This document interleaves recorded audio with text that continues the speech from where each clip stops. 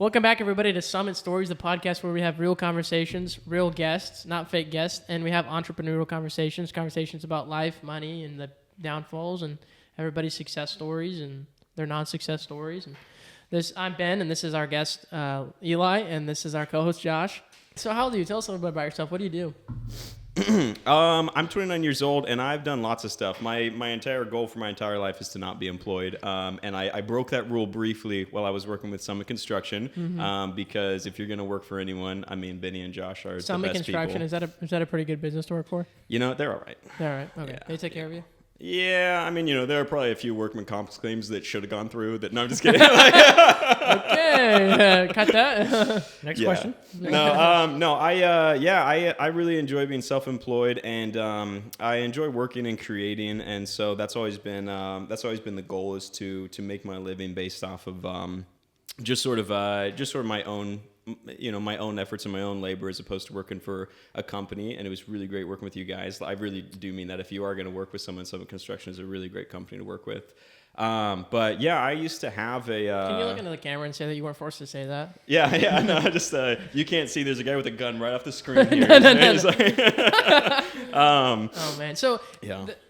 Correct me if I'm wrong, but the reason that you want to be self-employed is like you don't believe in like being like a slave to money, and you don't believe being a slave to your time, and you don't want to like trade your time for money. Is that correct? Yeah, well, I think a lot of it too is like, I mean, that was a good description, but I think a lot of it too is like not wanting someone else to be in charge of your ceiling, you know, of like how high you can go.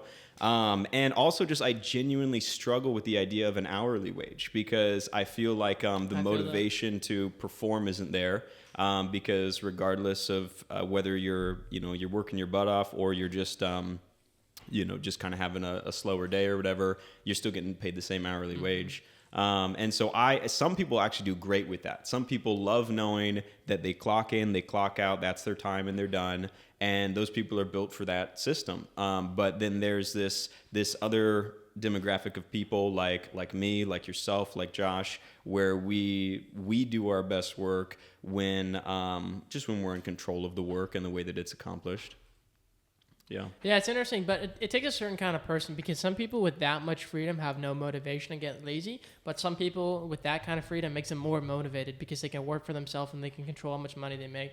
Yeah. But, you know what I mean? Like during COVID, obviously, like there's a lot more people, working hybrid, like from home, and I feel like there was a lot less motivated people. Like if I'm sitting at home 10 hours a day, 40 hours a week, or I guess it's 50 hours a week, I'm just bored out of my mind, and I'm probably not getting stuff done. Yeah. You know what I mean? Whatever happened to those people? Did they ever like re-enter the workforce, all of the work from home COVID people? Because I felt like there was a whole group of people that just like stopped working, you know? Well, I think there's a rise in self-employed people, and I think a lot of people started businesses during COVID.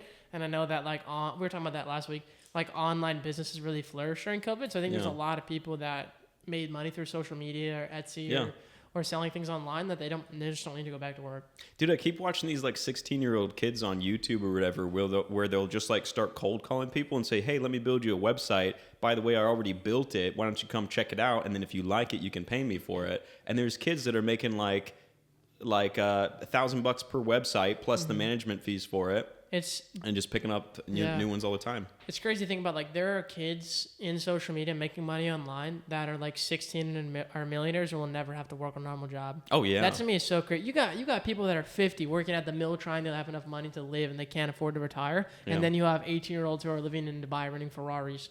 They can't even drink alcohol, but they're driving a Lamborghini Urus. You know what I mean? Right. It's crazy to me. Should have been me. The world is weird, dude.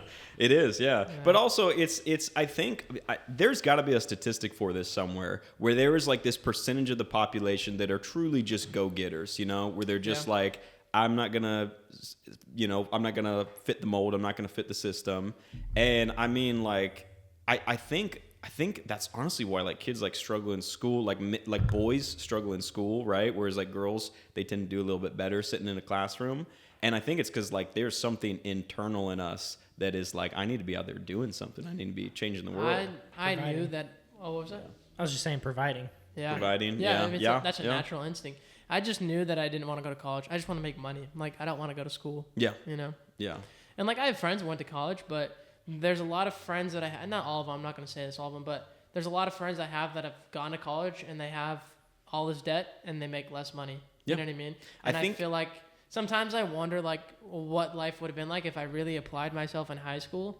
But then I'm like, well, I just would have been in college in debt for a degree, trying to work to get a job to make more money. You know what I mean? Yeah. I think and hate against that, but that's just not the path that was right for me, you know? Yeah, and that's why it's wrong to kind of like force everybody into that mold of that you have to go to college. I think I saw this statistic that it was something like, but depending on the like the career choice that you choose to study, it's something like only 15 to 30% of people that go to college actually end up employed in the field that they studied. And so what that means is there's literally like 70% of this population that paid millions of dollars into something that produced nothing. And that's terrible for the economy, you know? Yep. Yeah. Not for the colleges that made all the money. For the colleges, it's great. So so obviously there was an exchange of goods, but I mean, they never got to actually use that skill to benefit their communities, or their country. And so it's like really, it's like great to have it as an option, for if you have something that requires that education. But so many people. Sometimes I wonder, doesn't need to do for it. the older generation that kind of grew up in older times and maybe they're in their 60s now, or 70s or 80s, like they must find it weird that kids don't want to go to college, because like I feel like back then you like think about like the rich people went to college because like you needed money to be educated, right? So for them I feel like they think of it as like a privilege to be able to have the money to go to college, and there's so many kids now that have the opportunity that just like don't care. Yeah. And I wonder like if you met a 7-year-old man, if they'd be like offended, you know what I mean, or woman, but. A 70-year-old man? No, I just mean like someone older. Like if they'd be offended, like, well, my grandson doesn't want to go to college. My mom had to sell everything she owned for me to go to college. And your dad's rich and you just want to go work. I sold my kidney to make it into college. Yeah. You didn't even go to college. You didn't even finish high school. That's true. Yeah. Talking about that, let's go a little bit like deeper back into your childhood. I want to know what it was like being raised, you know what I mean? With your dad being a contractor and building homes and living in that. And, tell us a little bit about that. Yeah, well, we had a really interesting origin story, I guess, and actually this is kind of funny because you and I have like this is my villain origin story now. You and I like kind of talked about how we had some similarities in the sense that we went through different periods where we had money or didn't have money, right? And so when I was like, I mean, just I would say baby to 8 to 10 years old, we were just living in like manufactured homes, mobile homes, And then my dad was doing construction and he was building these really nice homes, getting nicer and nicer. We got to this point where we lived in this beautiful 5,000 to 6,000 square foot, very high end home, right? Back then it was worth like 1.2 million, but nowadays it would be worth like over 2 million, right? For like where the market's at. So it was like, dude, it was like a very nice home. Dude, you made it seem like the house you lived in, it was just like, meh, it's just normal. I've seen pictures of the house you grew up in. You lived in a mansion. Yeah. That house is nice. And you want to know the crazy thing is we didn't even know it. Like as a kid, you don't think about that stuff. You're just like, this is where I live, like... Yeah, you guys don't have a media room? Like, where do you watch? Your family doesn't have a theater? Yeah, that's really weird. You don't have a... What do you watch TV on a 55-inch screen? You're those friends. You were the friends that you'd like go over to their house and you'd be like, you're rich. And they're like, no, we just go out to eat every day. Like, you know what I mean? My dad was good about like not spoiling us anyways, like we had the house, but it wasn't like my dad would buy us whatever we wanted, like I had friends with like, we did have a boat, which I guess is kind of like classic. Besides the yacht, I mean, we weren't doing that great. No, I'm just kidding. No, but like, I mean, I don't know. I felt like other kids had cooler toys. Like my friends had quads and dirt bikes and like we had the boat, but like my dad didn't spoil us with stuff or whatever. So yeah, we went through this period where we were like, I grew up poor. My dad worked his butt off and we had these really nice homes. And then kind of just all of the elements aligned in a bad way where my dad had kind of bet everything on these really nice homes he had built. Mm-hmm. And then the 2008 housing market collapse came in and he basically lost the homes and we like started from zero again. And so that was like why I never graduated school, is because my dad gave me this option when I was a kid. He started this like health food company thing. Mm-hmm. And he gave me the option. He's like, listen, you can keep doing school if you want, or you can just come work for the family company or whatever. And as a kid, you're like, F school. I don't want to do this. I'd rather go make money. Yeah, exactly. Yeah. So for me, like I just always worked, I just preferred working. And you would be surprised, like I think I made it to like 7th or 8th grade. It's like when I like dropped out or whatever. And you'd be surprised how you literally do not need anything. You do not need any of high school education, you know? That's a bold statement. I mean, it's kind of true. Like if I were to design the school system, I mean, I'm not outside using the Pythagorean theorem, so I mean, I kind of agree with that. That's useful. But yeah. But you want to know something? I just said the most useful thing. Yeah. Imagine. Yeah. I mean, but the thing is like all that stuff you can learn after the fact, and you can tailor it to what's specific to your needs for the path that you're choosing, right? Yep. So I actually believe really strongly that if I were to design the school system, it would look a lot more like you learn your basic reading and writing skills, and then and your math skills. And then from then on, but I'm not talking about like advanced algebra and stuff. I'm talking about. You think you're gonna run for president one day? That's the vibe I'm getting from you right now. Yeah. No, I don't know. I mean, do you guys think that the president has as much influence as like? I don't know. I mean, I feel like there's so many he could change a lot. Yeah, it's obviously it's a position of influence, but like, I don't know. There's a whole nother conversation to be had there. But I think there's other ways to make a Commissioner good change. Eli Doyle, vote now.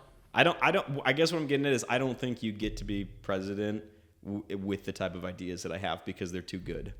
You know, they would fix too much stuff, you know, like it would, you know, the powers that be wouldn't be able to, you know, continue operating how they are. Do you think that's a thing? Do you think they keep people out because they don't want them to change too much? I don't know. Do you think that like it's you know, do you think that there's people that would be willing to use their power and their influence to maintain that power and influence, even if it was bad for the population? All day. Like obviously, you know, I don't think you have to even go as deep as people think it is. Like you don't have to go like full Alex Jones on it. You just have to be like, if you're a pharmaceutical company, your income is based on people being sick. Wouldn't you have an incentive to keep people sick? Mm-hmm. It's like the simplest thing in the world. Yep. Yeah. And if you weren't it's hard because we think from the perspective of ourselves where we're like, you know, relatively moral people, you know? But I mean, if relatively, yeah, I mean, I don't know. I mean, you know, but like, yeah, if you think of it from the perspective of someone who doesn't have those same moral boundaries, like, yeah, why wouldn't you use your influence to gain more power and more wealth, even if it hurt other people? So that's off topic though. But anyways, yeah. But no, I don't think I would run for president. I don't think they let you be president if you have like actual constructive ideas. I think I would really love, like one of my dreams is, I think it's similar to your dream too, because you told me you're planning on sticking around Grants Pass. Yep. One of my dreams is to literally just build our community. And I think the great thing about that is if you want to have global change, it's really cool to like beta test that and say, how good can I make this community that I'm in? Mm-hmm. You know, Josephine County is the third poorest county in Oregon. How many counties are there? Like, no idea. It's either 17 or 43. I don't know. I don't know. We'd build things. Yeah. Yeah.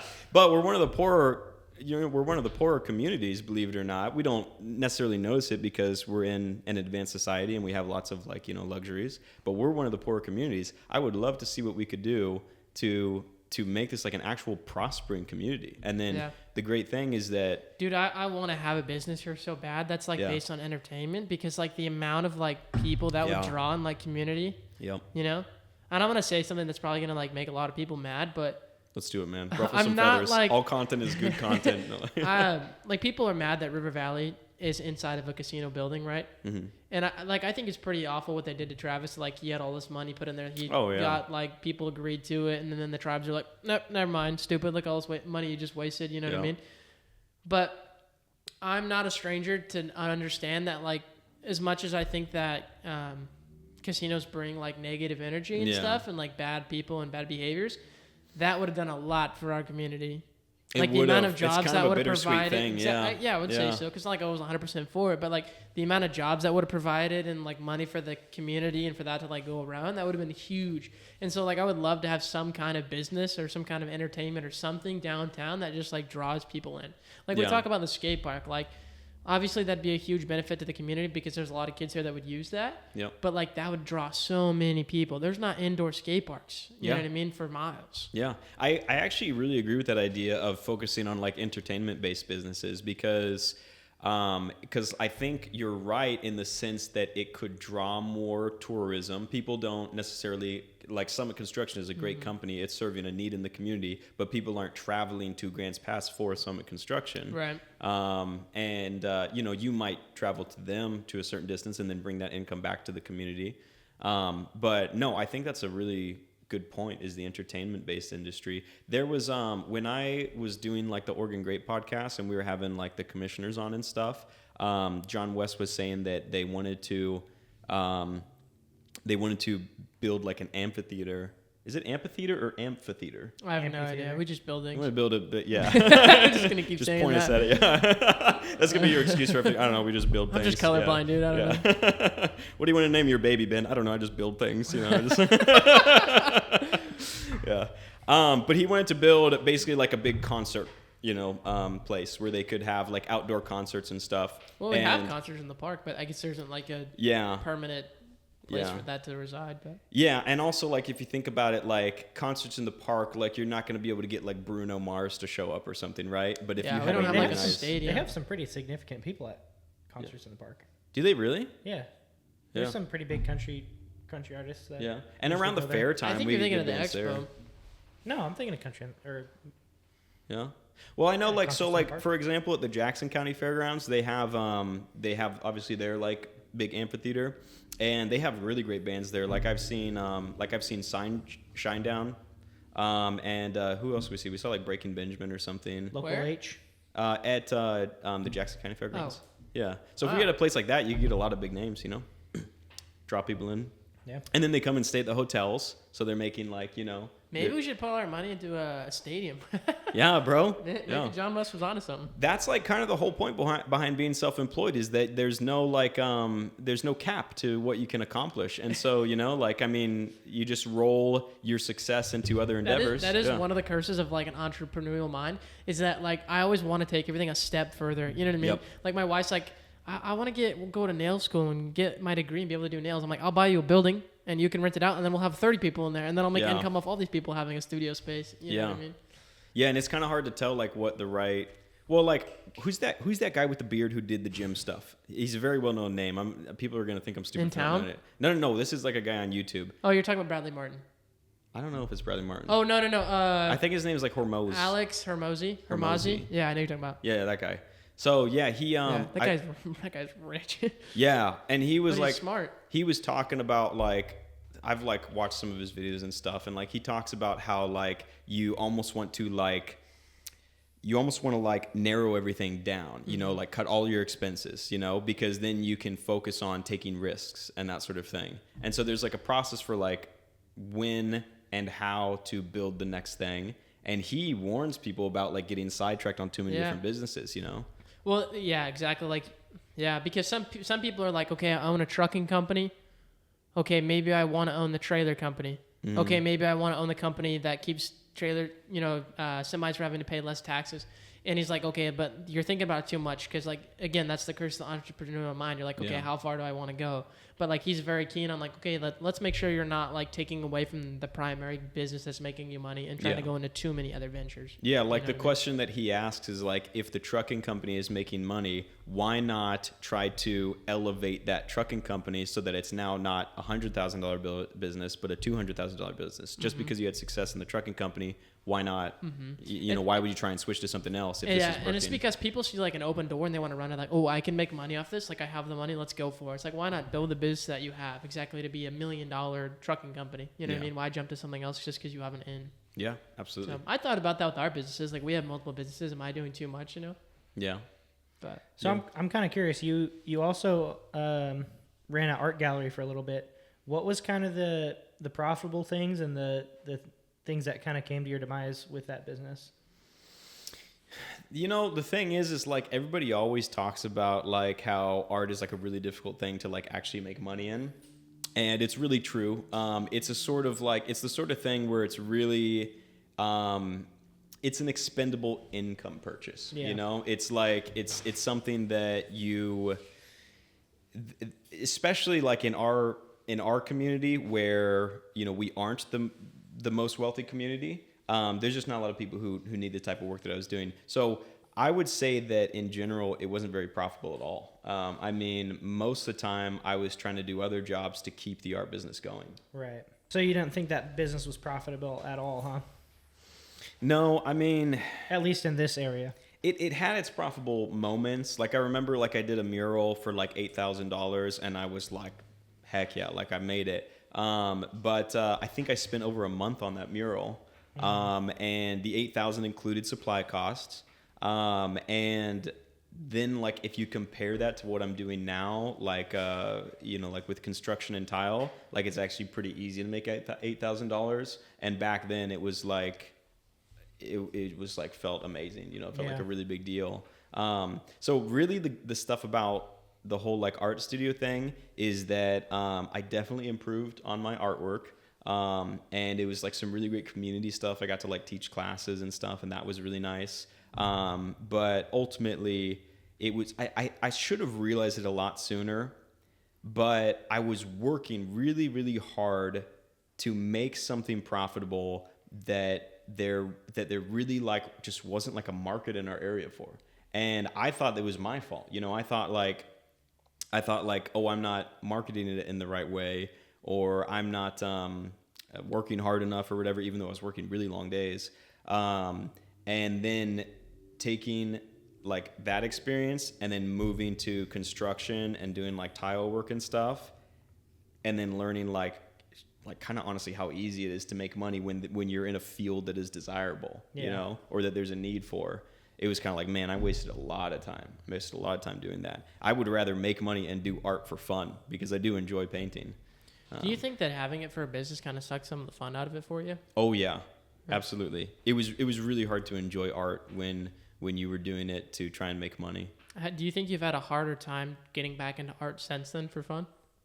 Yeah, like it's actually really interesting, because there've been a few times where, I don't know, like I'm hanging out with my nieces and nephews, and they'll want to draw, and so I'll sit down and draw one of my niece's portrait or something like that. And having like spent years away from it now, and getting to like actually sit down and draw without any consequences, I'm like, oh, this is why I enjoy it, like this is actually really nice. But when I was like doing commissioned oil paintings of someone's granddaughter, or doing like a commissioned charcoal portrait of like a mother and daughter or something, there was just so much pressure, there was so much like, this has to look good, otherwise it's going to be bad for me.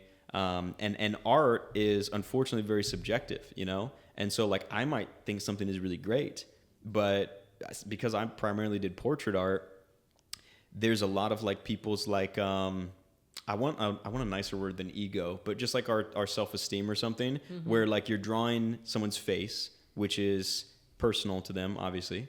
And if you get something wrong, especially on a woman, then they're like kind of offended. They're, like, my nose isn't that big, my chin isn't this, whatever.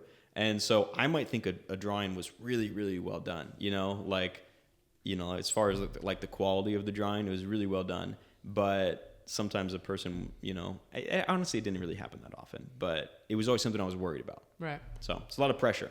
So, yeah. So no, definitely I enjoy art more not doing it for a career. So going into a business, it's important to kind of scope the market and see if there's a need for your industry. Yeah. Yeah, I would say that's definitely something I wish I would have paid attention to, Yeah. I felt like now, well, and actually I've talked to you about this, Ben, about how like I was afraid of making money.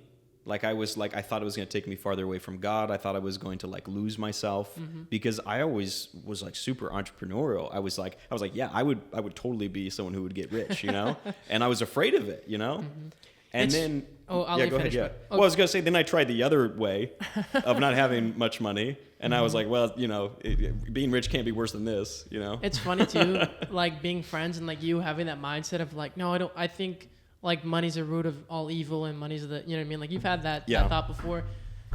Like I'm somebody that like values money a lot, but not because I just want to be rich and I just want to have a yacht and all these cars. But like, I feel like God's really put it on my heart to try to like be financially successful, but so that I could pour into other people with that money, or I can use that money to like raise up our community, or just like help other people, Yeah. And like I was talking to my wife the other day, we were in the car driving, I was like, man, one of my friends is going through a rough time where they like owe a lot of money in taxes. And it's like, I wish I was rich, because I just want to just like take care of that and pay that. And not because like, they can't pay it, or because they need some get out of jail free card or something, or because I want them to thank me for it. But like, I feel like God's really put it on my heart to just be able to just like take care of those poor people. You know what I mean? Yeah. And not so that, again, not so that I get like the thank you for that, but so that at the end of the day, like, why would you do that? It's like, what do you mean? Like, this isn't my money. Like, this is God's money. Like, he's given me this money to bless the people, and I want to be a good steward of that. Like, I almost feel like, in a way, like, I want to have that so that I can use, like, me being able to pay for things as a way to, like, share the gospel with other people. Absolutely, you know? dude. Yeah. Yeah, so, no, I think, like, that was like, kind of like the turning point for why I did decide to start pursuing wealth more, is because I felt like I was incapable of helping people in the ways I wanted to, because I was always stressed about just surviving myself, right? All that to say, I'm like, real quick, like, I believe that you can obviously help people without money. Oh, like, yeah. You don't need to be rich to tithe and to help people. Like, I just feel like that's the way, like, God has put it on my heart. You know? So I don't mean that to discourage people. But well, that's the thing, is like, there really is, like, I think there's both a science and a theology to wealth. And I think that when you start to think about what wealth actually means, what it comes down to is that it is a tool, what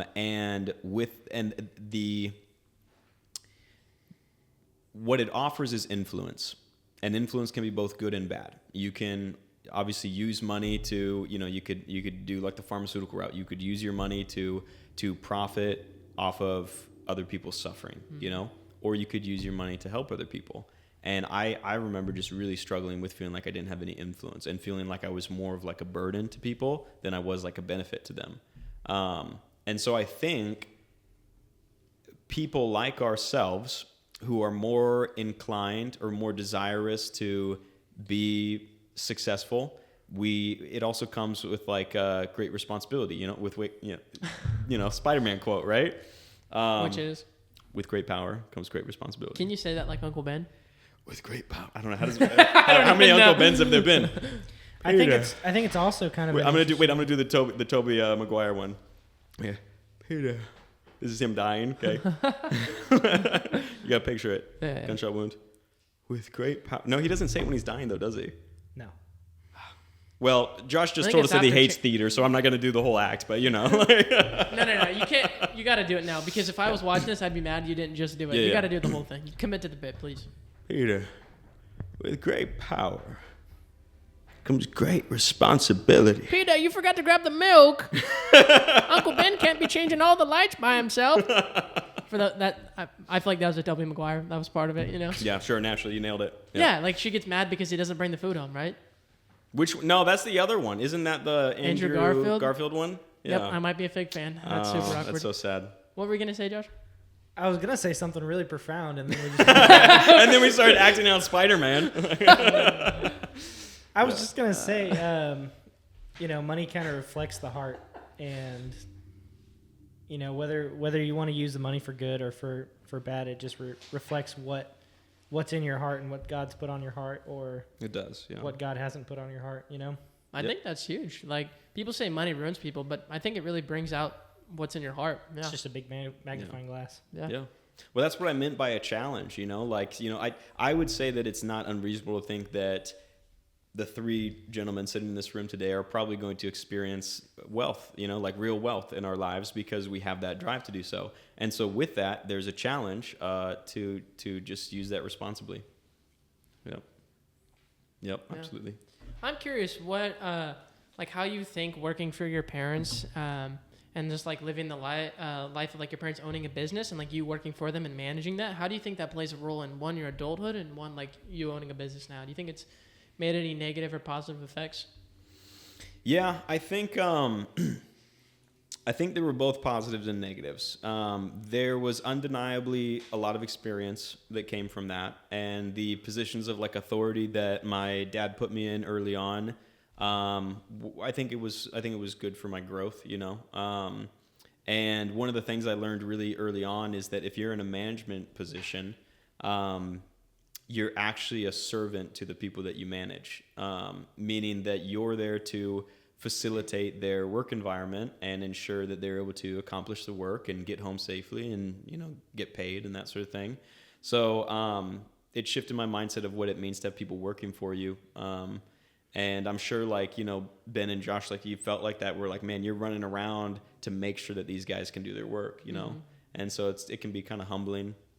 I think the negative side of it is that I just probably stayed in it too long, you know? There was, you know, like, my family's very close. We're like a very close family. And so I think it was kind of like, you sort of like felt like maybe you were abandoning the family if you left the company. At least that's how I kind of felt. And I think that I wish I would have like listened to my own calling instead of like just kind of going with what my family was doing, because I probably would have just I would have just reached where I am now a lot sooner, you know, because I would have had to go through those trials and errors and failures, and then become whoever you're supposed to be, or at least closer to it.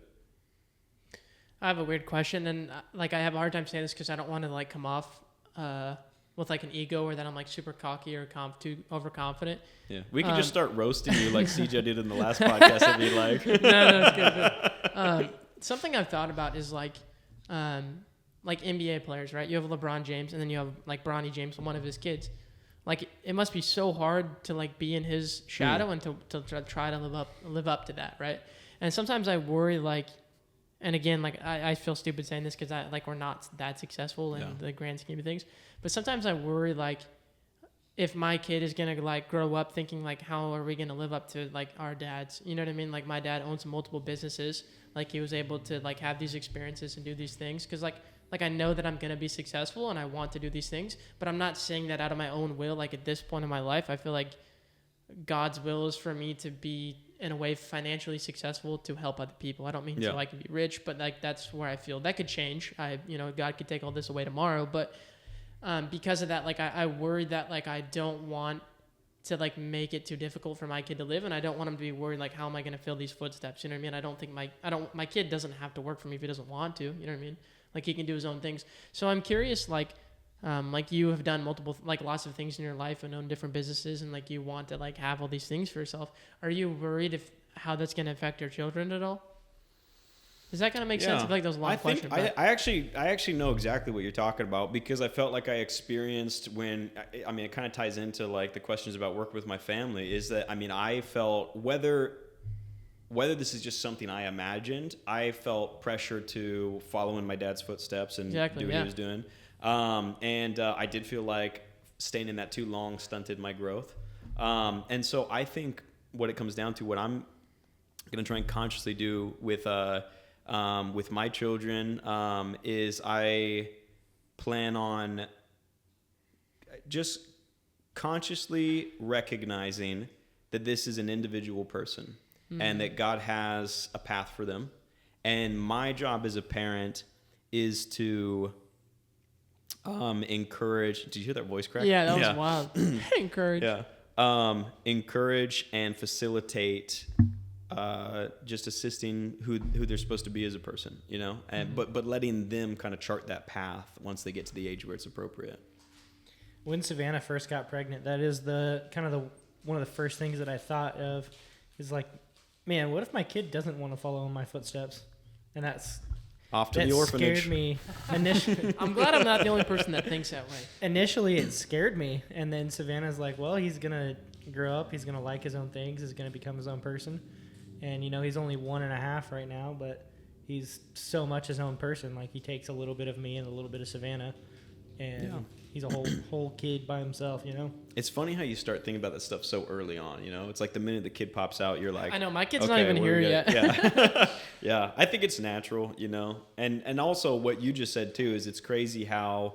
it's crazy to see the traits that, like, they end up picking up, you know? Yeah. And, because they're their own person, you know? Like, we assist in making the body, not the soul, you know?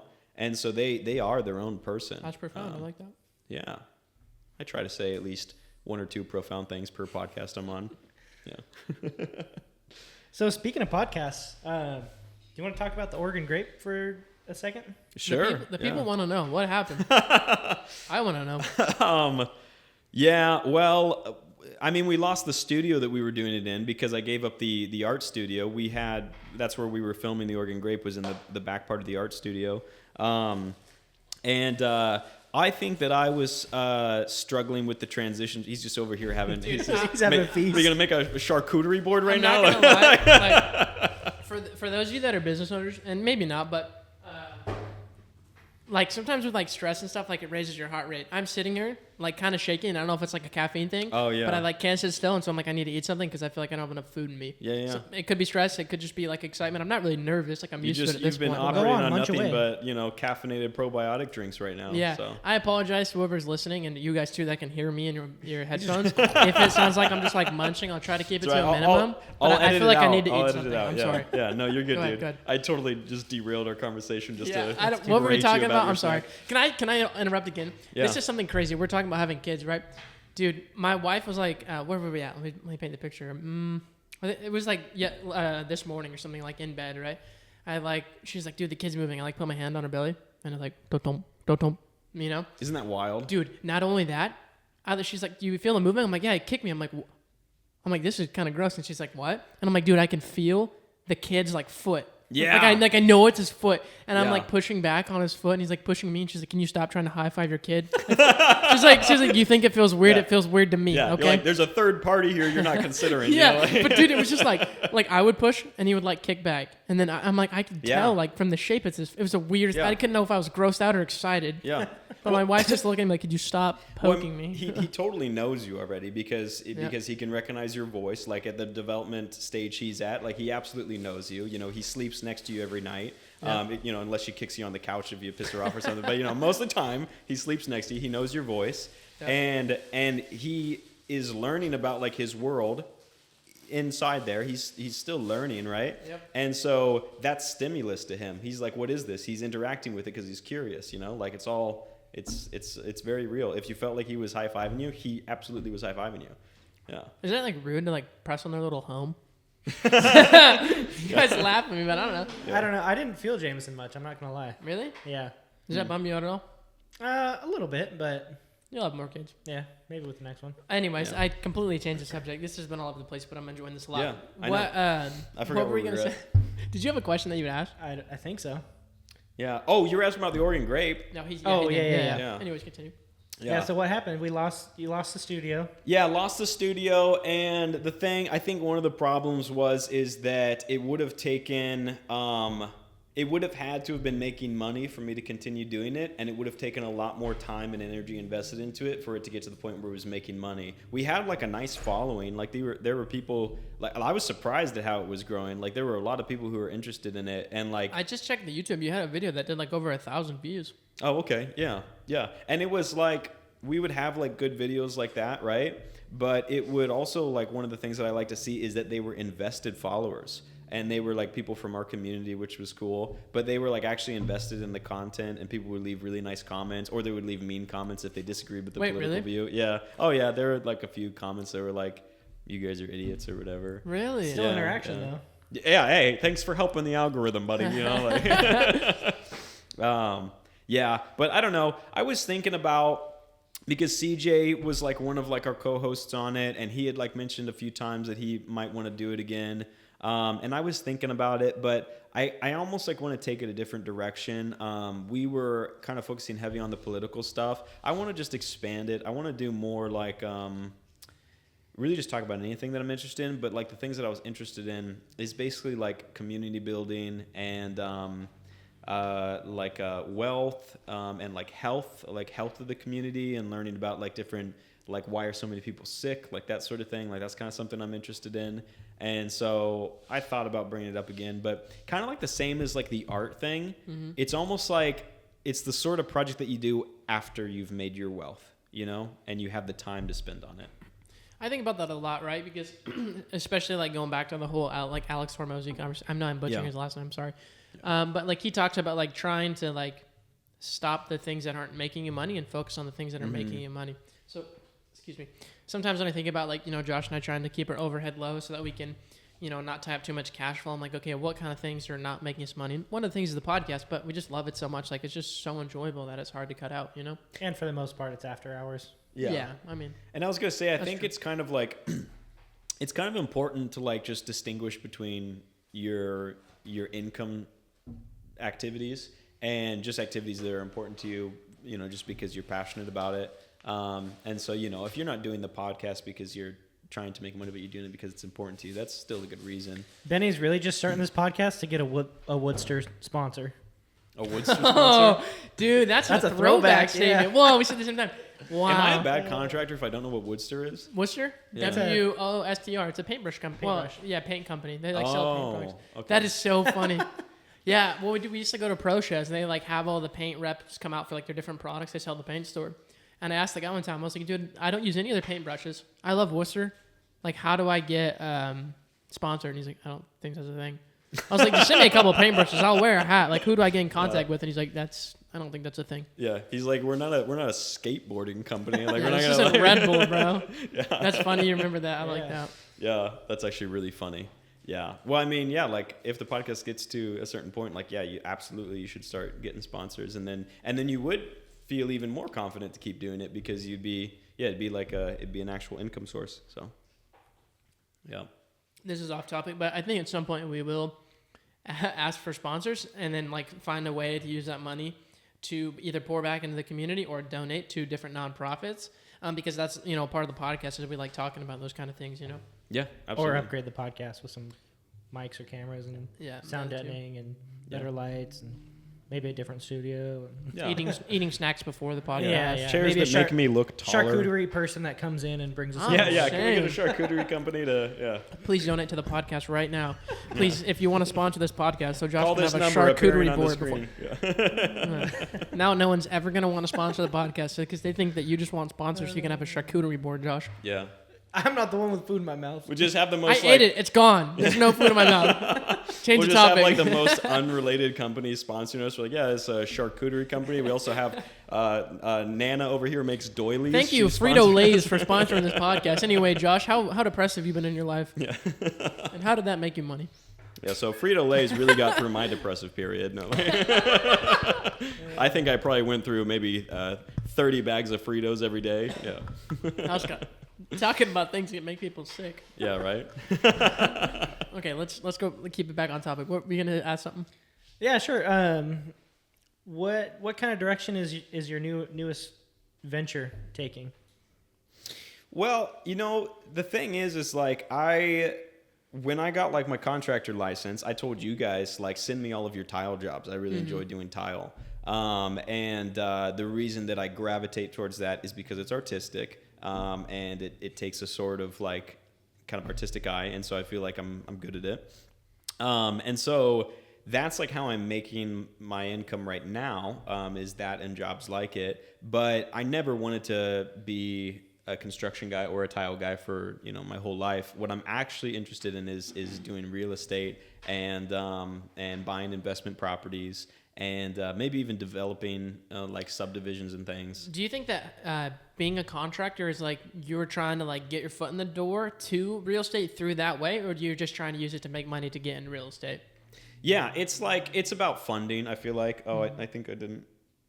It's kind of one and the same. I feel like they definitely relate. Yeah, but for me, construction work is about it's about funding, and it's about generating income to support the real estate business, because real estate is like you'd be surprised. It doesn't take a lot of money to get into it, but it does take more than I had, you know? Right. And so it makes sense that I'll be doing construction for some time. And also, I mean, there's some nice things about the stability of construction. You know, there's lots of risk associated with real estate. And so yeah, so I think it's something I'm going to be doing for the time. And then in the future, real estate would be great.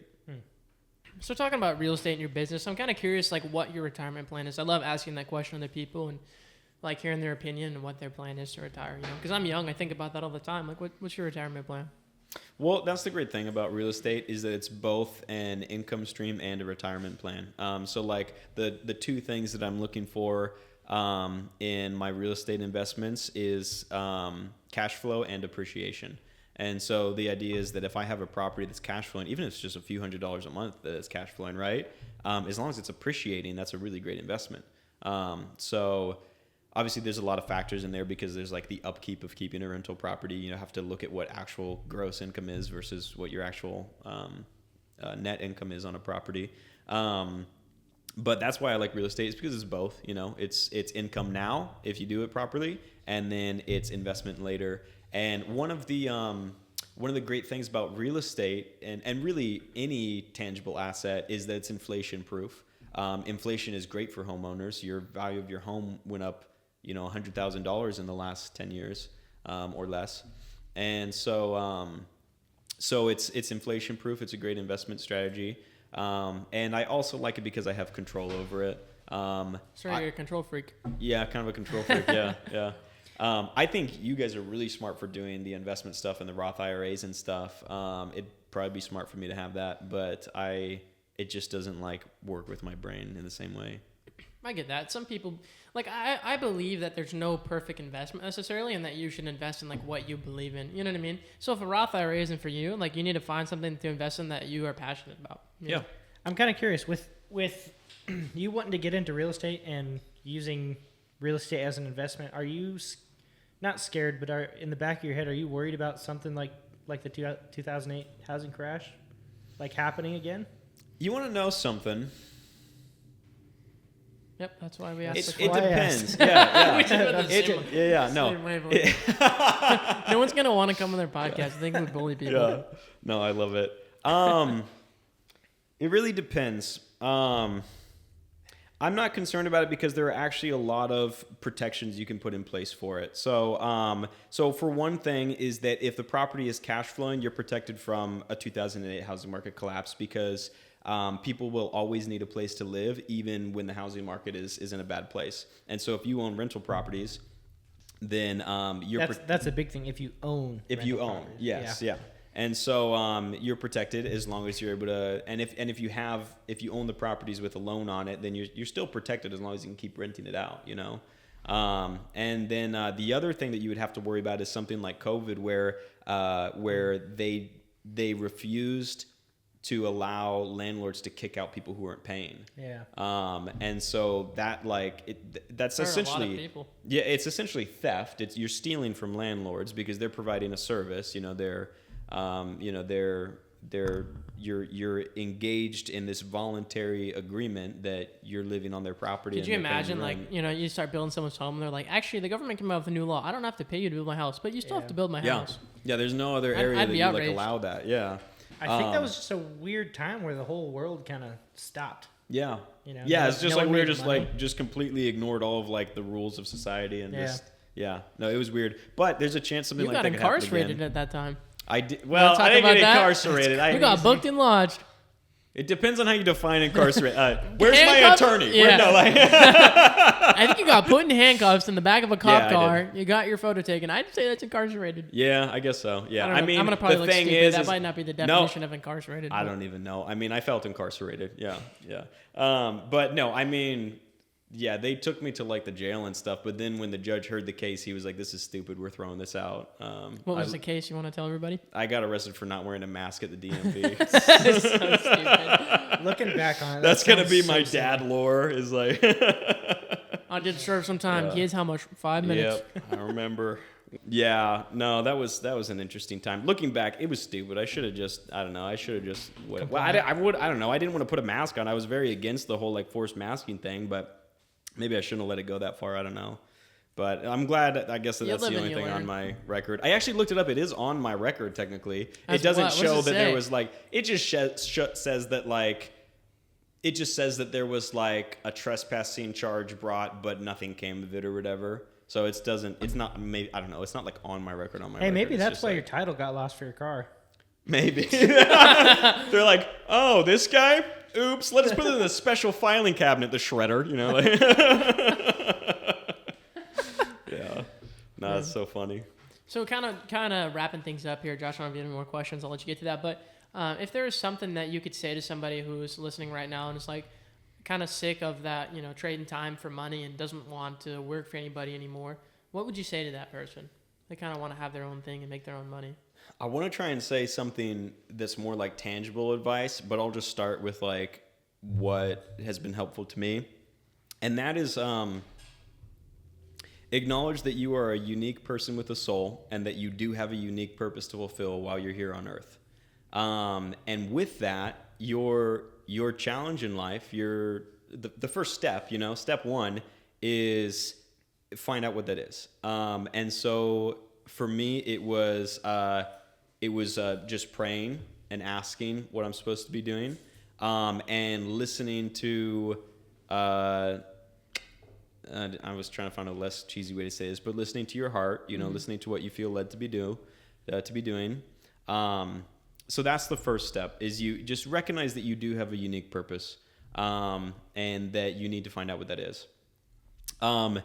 Tangibly, you could be asking yourself a few questions.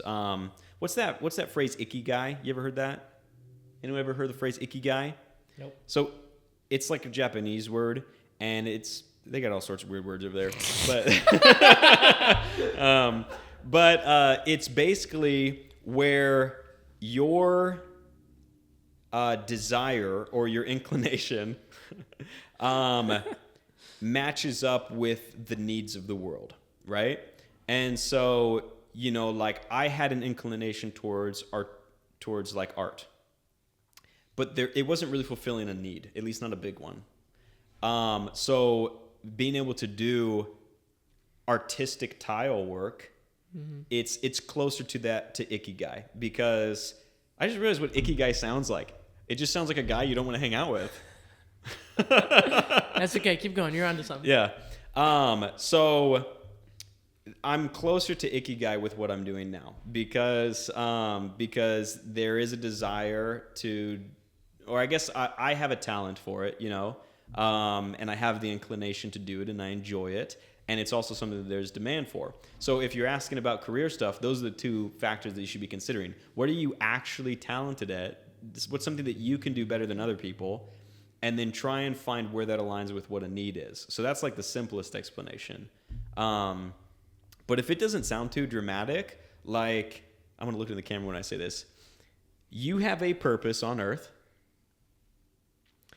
And the first step to fulfilling that purpose is finding out what it is. So pray about it, ask about it, test things out, find what's not working, but find out what it is, because that's what we all need from you. We all need for you to find your purpose, because the world will be better if you do. I love that. That's profound, man. Is there anything else you want to add to that, Josh, before we end it?